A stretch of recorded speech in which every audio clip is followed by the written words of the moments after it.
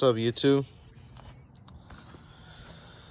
Cadillac DTS 2008 North Star.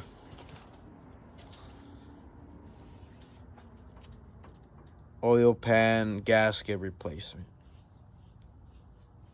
First off and foremost, gonna have to buy some tools for this job. If you don't have one of these, buy one of these engine cradles. Harbor Freight does a job. I mean, you could order one, you could buy an expensiver one, whatever.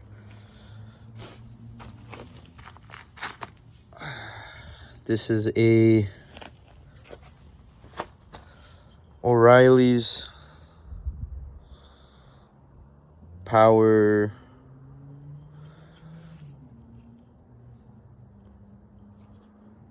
torque socket set, shallow.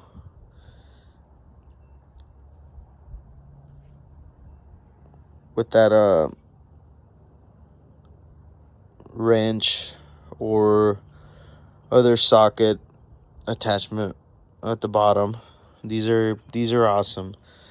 To take out the exhaust bolt that's also on the transmission and engine pan area, you're gonna have to get this 13, shave down the walls so it has clearance.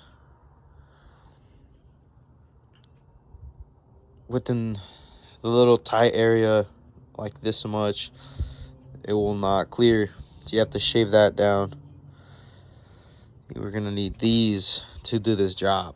You are gonna need a wobble set, which all my wobble sets ended up breaking. 1, 2, and then the long extensions over there. To get this done, you don't need to remove the transmission. It is totally up to you.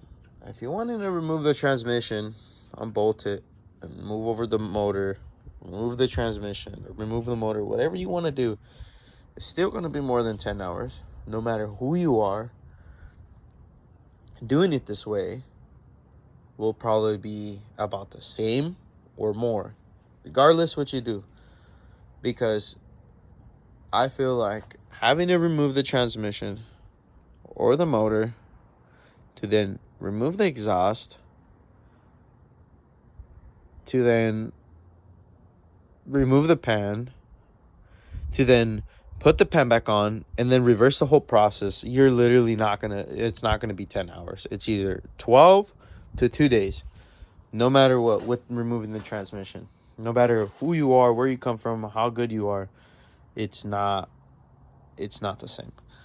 So the alternative is dropping the subframe to get access to wiggling out the pan, because the exhaust is the only thing that's in the way. How it curves down underneath and then over the transaxle and transmission is where it comes down to killing you. It's bad. This is a weird design that is on DeVille's, is on DTS's, it's on other vehicles that I assume people have dealt with it, and it's not fun. Dropping the subframe is undoing the sway bar, undoing the rack and pinion, undoing both sides of the control arms, undoing all the subframe mounts, transmission mount, ABS module, and other components on the other side is going to be the best thing. This exhaust is still not going to come off regardless of how good you are. You have to unbolt from here, 2 bolts.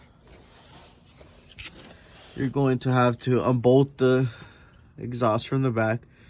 There's 2 bolts and then another 2 bolts for this one, and then where it joins to the Y in the back, which is this goes down, under, and then up, and then straight back, which is not a very smart move. And the reason is because whoever worked on this vehicle decided to use the same gasket, just put sealant, because this is not factory. The factory gasket should at least last a couple years, and then it is just normal for it to, you know, wear out, but not as bad as this. Using the same gasket, just putting sealant on there and silicone to just get by. It's not the way to go, because then it goes on here and then it's all kinds of bad.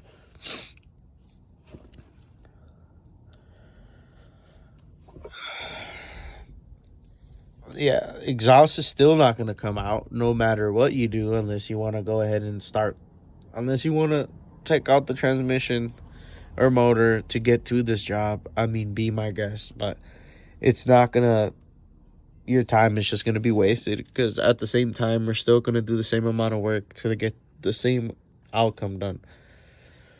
So let's get to it. This bolt holds this exhaust bracket in the back, which also holds down the pan, and there is not enough clearance from here where the bolt's at to where the transmission is to anything. You have like this much room when the pan's on here. You have this much room to get to here. So you literally have to get the socket in there somewhere, put the wobble, then put something else to push it down onto the extension to then take this one off and then complete the rest. Dropping the subframe, removing the rack and pinion, removing the sway bar, removing the sway bar links, control arms, and then you're still gonna have to pry this exhaust down like this to get the pan out, and then probably gonna have to wiggle back in the pan,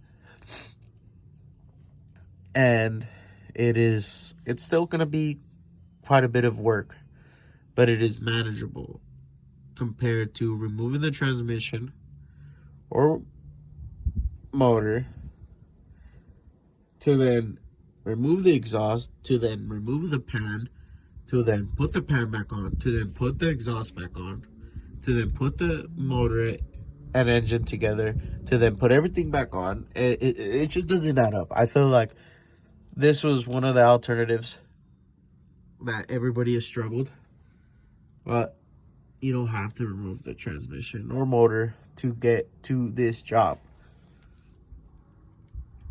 This customer told me, hey, my car's leaking. Checked it. Oil pan to be just drenched in oil, along with the power steering fluid leaking from up top. But if it's wet all the way over here, that's 100%, gasket leaking. And if it's completely wet over here and there's nothing in the reservoir for the power steering, they're both leaking. So this job is getting a buy one get one type shit. But it is one of those jobs that, 10 hours for remove and install a transmission, like, it is not fun. I started at 5, got it out around 10:30ish. Then putting it all back together is going to be the mission, which is probably going to be a lot smoother. But yeah, try the exhaust. There is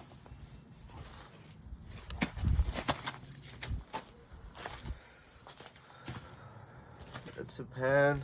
Probably have to clean it up a bit. My dog's fucking knocked out. What's up, boy? You eat your treat over there. There's gonna be 2 bolts.